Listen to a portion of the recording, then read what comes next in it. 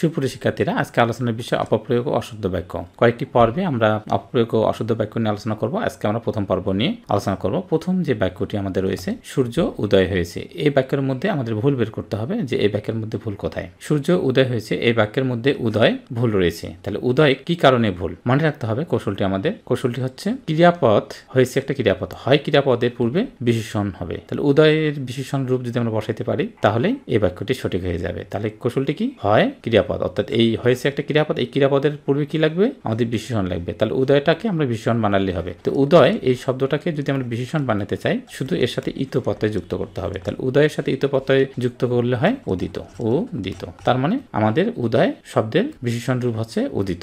উদয় হয় না, সূর্য হবে উদিত হয়েছে। উদিত হয়েছে, উদিত হয়েছে। কৌশলটি কি, কৌশলটি খুবই সহজ। হয় যেখানে আমরা হয় ক্রিয়াপদ পাবো, এই হয় ক্রিয়াপদের পূর্বে আমাদের কি করতে হবে, একটা বিশেষণ পদ নিতে হবে। আর বিশেষণ পদ করার টেকনিক কি, আমাদের ইত প্রত্যয় যুক্ত করতে হবে। ইত প্রত্যয় যুক্ত করলে হয়ে যাবে। এবার 2 নম্বর বাক্যটি দেখুন, আমার কথা শুনে সে বিস্ময় হয়েছে। তো হয়েছেটা কি, ক্রিয়াপদ। আমরা জানি ক্রিয়াপদের আগে কি করতে হবে, বিশেষণ বানাইতে হবে। বিশেষণ বানানোর উপায় কি, অবশ্যই আমাদের কি ইত প্রত্যয় যুক্ত করতে হবে। তাহলে বিস্ময়, বিস্ময়ের সাথে যদি আমরা ইত প্রত্যয় যুক্ত করি তাহলে হয়ে যায় বিস্মিত। বিস্মিত, তার মানে সঠিক হবে আমার কথা শুনে সে বিস্ময় হয়েছে, না বিস্মিত হয়েছে, বিস্মিত হয়েছে। তারপর দেখুন 3 নম্বর বাক্যটি আমরা দেখি, পরীক্ষার ফল প্রকাশ হয়েছে। তাহলে হয়েছেটা কি, ক্রিয়াপদ। ক্রিয়াপদের আগে কি আমাদের বিশেষণ বানাইতে হবে, ঠিক না, বিশেষণ বানাইতে হবে। বিশেষণ বানান কি, প্রকাশের সাথে, আমরা জানি প্রকাশের সাথে শুধু ইতর প্রত্যয় যুক্ত করতে হবে। ইতর প্রত্যয় যুক্ত করলে হবে প্রকাশিত, প্রকাশিত। তাহলে সঠিক হবে কি, পরীক্ষার ফল প্রকাশিত হয়েছে,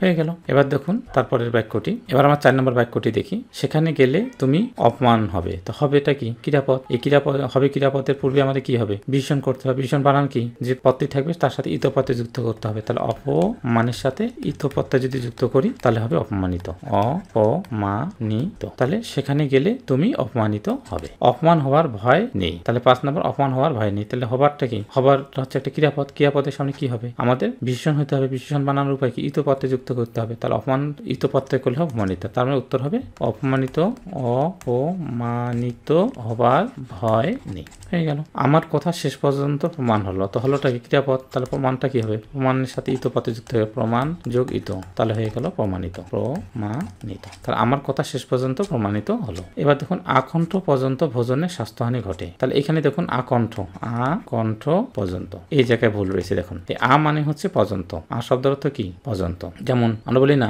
মরণ তোমায় ভালোবেসে যাব, মানে মরণ পর্যন্ত তোমায় আমি ভালোবেসে যাব। তা শব্দের অর্থ তো পর্যন্ত। তাহলে আমরণ মানে কি, মরণ পর্যন্ত। তাহলে আকণ্ঠ মানে কি, কণ্ঠ পর্যন্ত। আবার এরপরে কি, আবার পর্যন্ত লাগানো আছে, আবার পর্যন্ত লাগানো আছে। তাহলে আমরা দেখতে পাচ্ছি পর্যন্ত দুইবার হয়, আকণ্ঠ মানে কণ্ঠ পর্যন্ত, আবার পর্যন্ত আছে। তার মানে এখানে ভুল না। তাহলে অবশ্যই আমাদের লিখতে হবে যে আকণ্ঠ ভোজনে স্বাস্থ্যহানি ঘটে, অথবা কণ্ঠ পর্যন্ত ভোজনে স্বাস্থ্যহানি ঘটে। এক বাক্যে বাহুল্য দোষ হয়ে গেল। তার মানে আকণ্ঠ মানে কণ্ঠ পর্যন্ত, আবার পর্যন্ত পরবর্তীতে লাগানোর তার প্রয়োজন নেই, এই কারণে এখানে পর্যন্ত ভুল। তাহলে আকণ্ঠ ভোজনে স্বাস্থ্যহানি ঘটে, অথবা আমরা আটা বাদ দিয়ে আবার কণ্ঠ পর্যন্ত ভোজনে স্বাস্থ্যহানি ঘটে, দুইভাবে লিখতে পারি। আচ্ছা, তারপর একটা দেখুন, তার 2 চোখ অশ্রু জলে ভেসে গেল। এই অশ্রু মানে কি, অশ্রু শব্দের অর্থ হচ্ছে চোখের জল, চোখের জল। অশ্রু মানে হচ্ছে চোখের জল। তাহলে এই চোখের জল, অশ্রু যেহেতু চোখের জল, আবার এর পরে কি আছে, আবার জল লাগানো আছে, তাহলে অবশ্যই বাহুল্য দোষ। তাহলে জল দুইবার হয়ে যাচ্ছে। তাহলে সঠিক হবে তার 2 চোখ অশ্রুতে ভেসে গেল। তার 2 চোখ, তাহলে হবে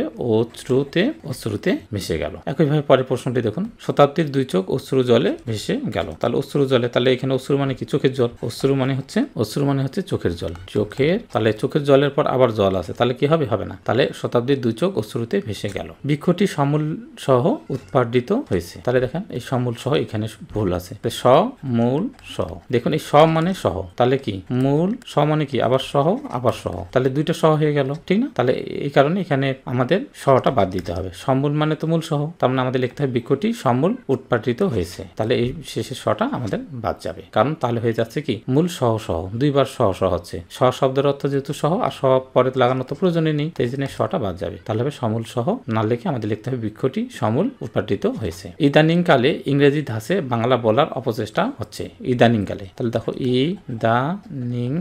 ইদানিং কালে ভুল কেন।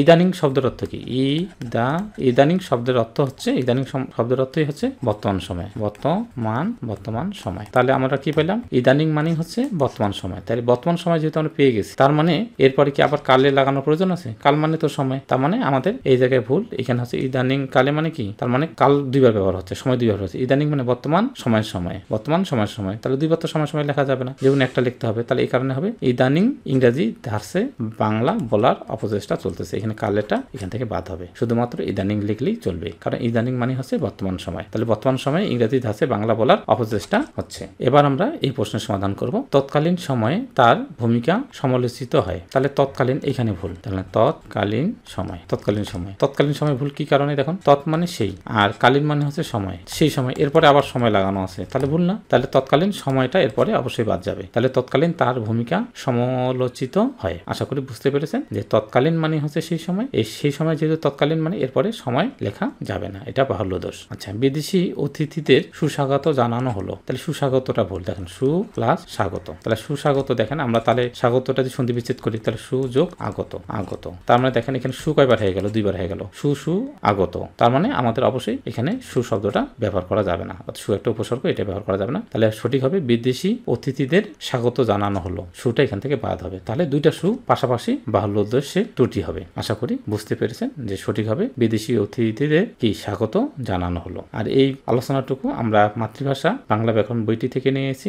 মাতৃভাষা একটি অসাধারণ বই, ছবি, ছন্দ, কোড ও কৌশলের সাহায্যে সাজানো হয়েছে। আজকে এই পর্যন্তই, সবাইকে অসংখ্য ধন্যবাদ।